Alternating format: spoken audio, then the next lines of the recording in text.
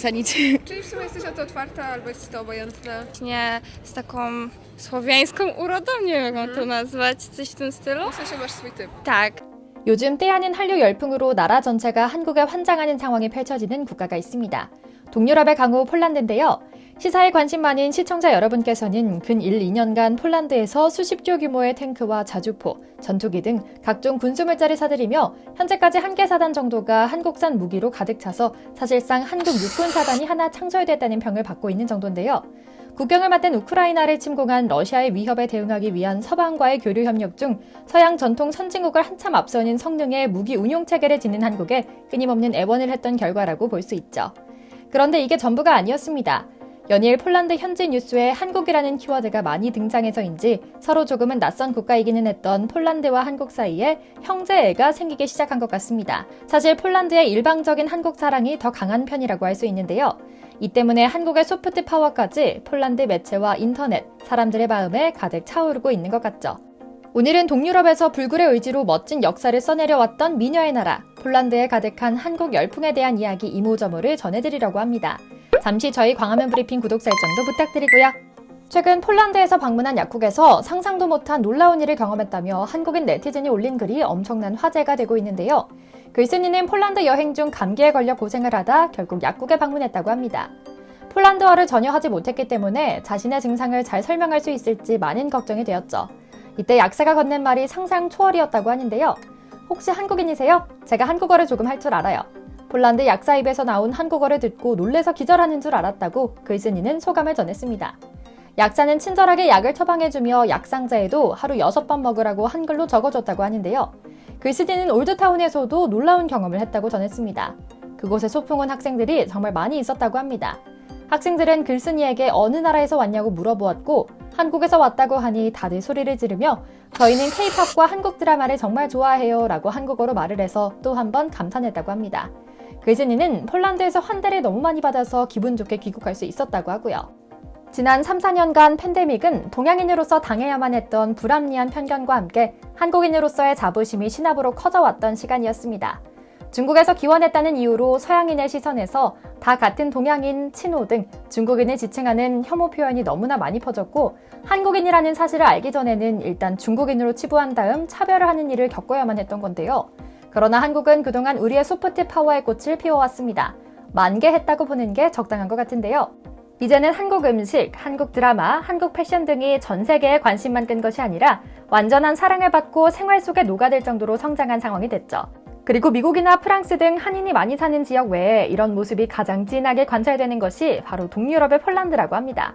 특히 폴란드는 우리가 생각지도 못했던 이유로 우리에게 감사함을 표현하면 이쯤 되면 형제의 나라 아니냐는 소리까지 나오고 있을 정도로 한국의 우호적인 국가로 발돋움했다고 하는데요. 가장 뜻밖의 이유는 바로 한글입니다. 정확히는 한글 발음인데요. 가장 대표적인 이유 하나 말씀드릴게요. 폴란드의 수도는 바르샤바입니다. 우리는 어릴 적부터 당연하게 바르샤바라고 배우고 불러왔으면 그렇게 알고 있죠. 하지만 한국을 제외한 전 세계 모든 나라에서는 영문식으로 월소라고 쓰고 읽는다고 합니다.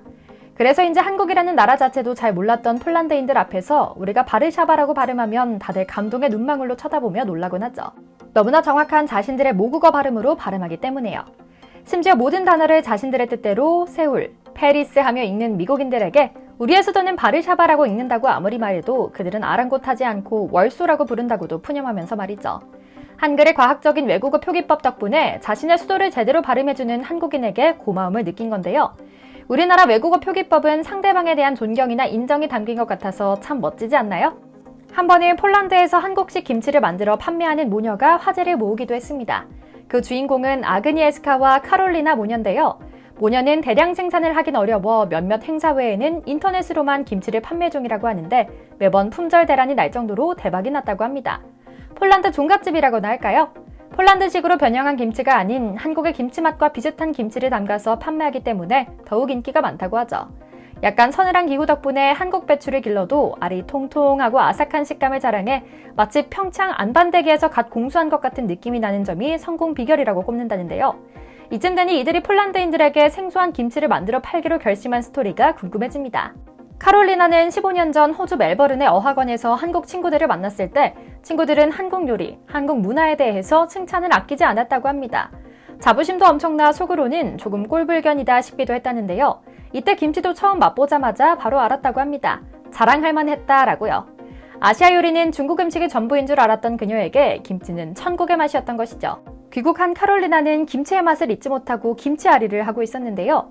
폴란드 내에서 김치를 판매하는 상점이 있긴 했지만 공산품을 어쩌다 한번 구하거나 말로만 김치인 것을 찾기는 해도 한국 김치의 진짜 맛을 따라가는 김치는 그 어디에도 판매하고 있지 않았기 때문이죠.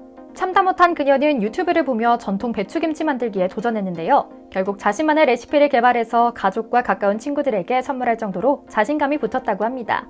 이에 모녀의 김치를 먹어본 지인들은 어머나 그동안 내가 먹은 김치와는 차원이 너무 달라. 상점에서 김치를 판매하는 걸 봐도 맛이 없는 걸 알기 때문에 한 번도 구매하지 않았는데 이런 맛의 김치라면 매일매일 먹고 싶을 것 같아.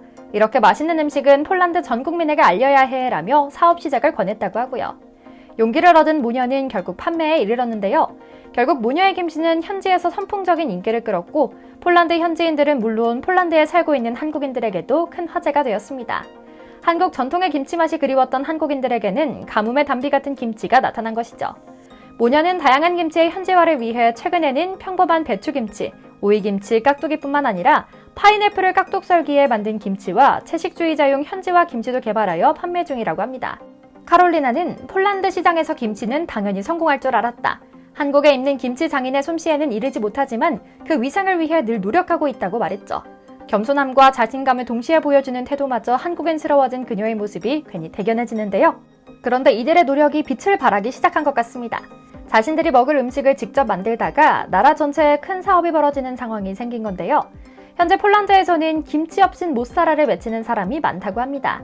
이러한 인기에 힘입어 한국의 최고 김치 브랜드 중 하나인 대상이 폴란드의 김치 공장을 건설하기로 결정할 정도라고 하죠. 모녀의 실력이 워낙 월등한 덕분에 그들의 생계가 위협받는다는 개념보다는 시장이 확 커진다는 의미로 해석하는 것이 적합할 것 같고요. 그런데 이런 한국 김치에 대한 관심은 자연스럽게 한국 식품으로 이어지고 있다고 합니다.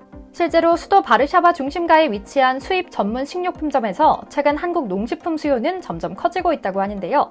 라면부터 김까지 폴란드인들은 다양한 한국 식품의 매력에 푹 빠지기 시작했다고 하죠. 라면과 김이라면 한식 입문이라고 볼 수 있는 만큼 이제 점점 가공식품이나 분식이 아닌 진짜 한식으로까지 그 매력이 전파될 것 같습니다. 프랑스 파리 등 유럽 도시에서 정확히 이 전철을 밟으며 현재 한식당이 성업 중이고 중국인들이 운영하는 짝퉁 한식당이 넘쳐날 정도니까요. 뿐만 아닙니다. 먹는 것에서 시작한 관심은 이제 더 많은 콘텐츠를 읽고 쓰고 보고 듣기 위한 노력으로 번지고 있습니다. 현재 폴란드에는 한국어학과가 개설된 대학교가 5개 있다고 하는데요. 5개 대학교 모두 엄청난 경쟁률을 자랑하고 있을 정도로 입시에서 주목받고 있다고 하죠. 실제로 물 들어오자 노적기로 마음먹은 바르샤바 세종학당에는 한국어에 관심 있는 사람을 위해 대학 방학 동안 1:1 한국어 수업을 진행했는데요. 이 수업 역시 많은 관심을 받고 전일 마감될 정도였다고 하죠. 수업에 참여한 이들은 아예 한국에 유학 오거나 취직하기 위해 원어민 강의 수강 신청에 성공했다며 어린아이처럼 기뻐했다고 하는데요. 수강생들 중에는 한국 드라마를 보고 한국어에 흥미가 생겨 독학으로 한국어 능력 시험 2급을 취득한 수강생도 있을 정도로 진심인 학생들도 많았다고 합니다. 이렇게 낯설기만 했던 나라가 한국을 알고 점점 좋아하기 시작하며 한국 없인 못 사는 나라가 되어가는 모습을 보면 굉장히 생경하면서도 뿌듯하고 또 동시에 한국인 민간 외교관으로서의 책임감까지 드는 상황인데요. 우리 모두 그저 하던 대로 멋진 시민의식과 높은 교양을 바탕으로 바른 역사와 언어, 문화를 알려주면 될 것 같습니다. 장차 한국과 폴란드 국제 커플도 많이 늘어날 것으로 보이고요. 앞으로가 또 어떻게 펼쳐질지 기대하는 마음 가득 품으며 오늘 영상 마치겠습니다. 광화문 브리핑 구독, 좋아요도 부탁드리고요. 시청해주셔서 감사합니다.